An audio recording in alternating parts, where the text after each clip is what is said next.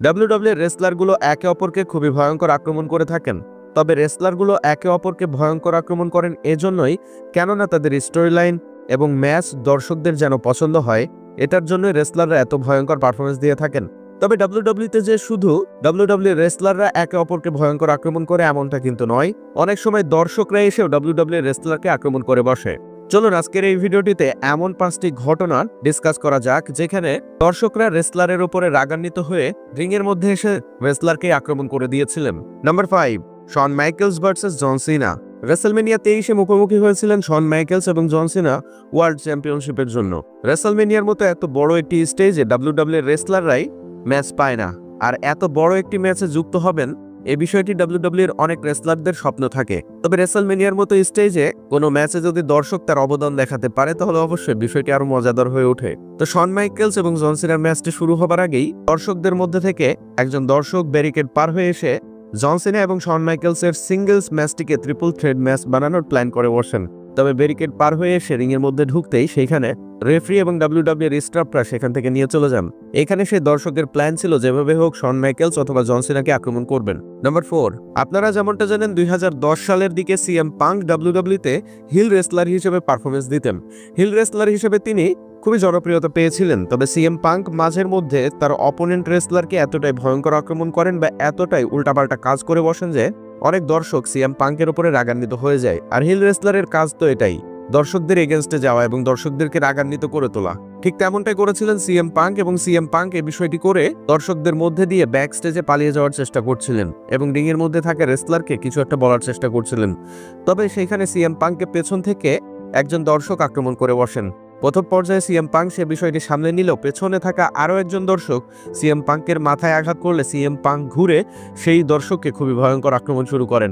সে সময় সাথে সাথে সিকিউরিটি গার্ড এসে সেই দর্শক এবং সিএম পাঙ্ককে আলাদা করেন এবং সিএম পাঙ্ককে থেমে যেতে বাধ্য করেন। তাছাড়া সেই দর্শকটির আক্রমণের ফলে কাউন্টার অ্যাটাক করেছিলেন সিএম পাঙ্ক এবং সেই দর্শককে একেবারে ভালো মানের শিক্ষা দিয়েছিলেন। নাম্বার 3, কেভিন ন্যাশ এবং র্যান্ডি স্যাভেজের একটি ম্যাচে কেভিন ন্যাশ হেরে যাবার পরে মাচোম্যান র্যান্ডি স্যাভেজ এসে কেভিন ন্যাশকে আক্রমণ শুরু করেন। শুধু আক্রমণ করেন এমনটা নয়, সেখানে কেভিন ন্যাশের ফেসে লিপস্টিক মাখিয়ে দিয়েছিলেন। তার ঠোঁটে, তার গালে এবং তার কপালে লিপস্টিক মাখিয়ে দেওয়ার জন্য তাকে জোকার জোকার মনে হচ্ছিল। তবে এই বিষয়টি দেখে দর্শক খুবই রাগান্বিত হয়ে যান মাচোম্যান র্যান্ডি স্যাভেজের উপরে এবং দর্শক রাগান্বিত হয়ে রিংয়ের মধ্যে এসে র্যান্ডি স্যাভেজকে আক্রমণ শুরু করেন। তবে র্যান্ডি স্যাভেজ তিনিও প্রস্তুত ছিলেন, তিনি সেই দর্শককে একজন অপোনেন্ট রেসলারের মতো করেই ফাইট করা শুরু করেছিলেন বা তাকে আক্রমণ শুরু করেছিলেন। তবে ডাব্লিউডাব্লিউর স্টাফগুলো এসে র্যান্ডি স্যাভেজকে আটকানোর চেষ্টা করলো। র্যান্ডি স্যাভেজ অনেকটা রেগে যান এবং সেই দর্শককে খুবই ভয়ঙ্কর আক্রমণ করতে থাকেন। তবে এক পর্যায়ে সেই দর্শকটিকে রিংয়ের বাইরে নিয়ে চলে যান ডাব্লিউডাব্লিউর স্টাফগুলো। নাম্বার 2, WCWতে ঘটে গিয়েছিল একটি অপ্রত্যাশিত ঘটনা। সেখানে একটি প্রোমো সেগমেন্ট অনুষ্ঠিত হয়েছিল।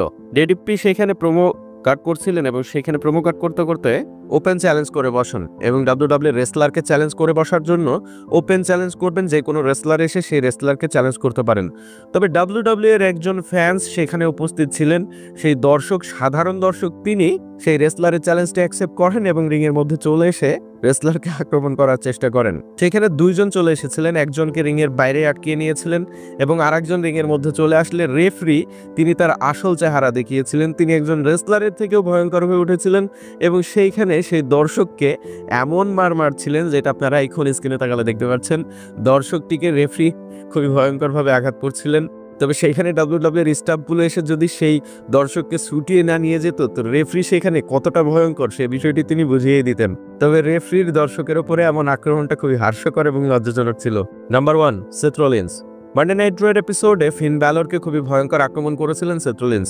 ফিন ব্যালরকে ভয়ঙ্কর আক্রমণ করতে করতে ফিন ব্যালরকে রিংয়ের মধ্যে রেখে সেথ রলিন্স, তিনি যেহেতু হিল রেসলার ছিলেন, তিনি ফিন ব্যালরের উপরে অন্যায়ভাবে আক্রমণ করেছিলেন। তবে আক্রমণ করবার পরে যখন তিনি রিং ছেড়ে সেখান থেকে চলে যাচ্ছিলেন এন্ট্রান্স এরিনার দিকে, সে সময় ডাব্লিউডাব্লিউ এর একেবারে লাইভ টিভিতেই দেখা গিয়েছিল ডাব্লিউডাব্লিউ এর দর্শক বা সেই এরিনাতে থাকা দর্শক উঠে এসে সেথ রলিন্সকে আক্রমণ শুরু করেন। তবে আক্রমণটি শুরু করা মাত্র ক্যামেরাটি অন্যদিকে নিয়ে যাওয়া হয়েছিল এবং দর্শকদের ক্যামেরাতে বেশ কয়েকবার দেখানো হয়েছিল সেই দর্শক সেথ রলিন্সকে বেশ ভালোই আক্রমণ করেছেন এবং ডাব্লিউডাব্লিউর স্টাফগুলো তাকে ছুটিয়ে সেখান থেকে নিয়ে চলে যান। তো এই ছিল ডাব্লিউডাব্লিউতে ঘটে যাওয়া 5টি অপ্রত্যাশিত ঘটনা যেখানে ডাব্লিউডাব্লিউ রেসলারকে আক্রমণ করেছেন দর্শক। ভিডিওটি ভালো লাগলে অবশ্যই একটি লাইক দিবেন, চ্যানেলটিকে সাবস্ক্রাইব করে পাশে থাকবেন। ধন্যবাদ।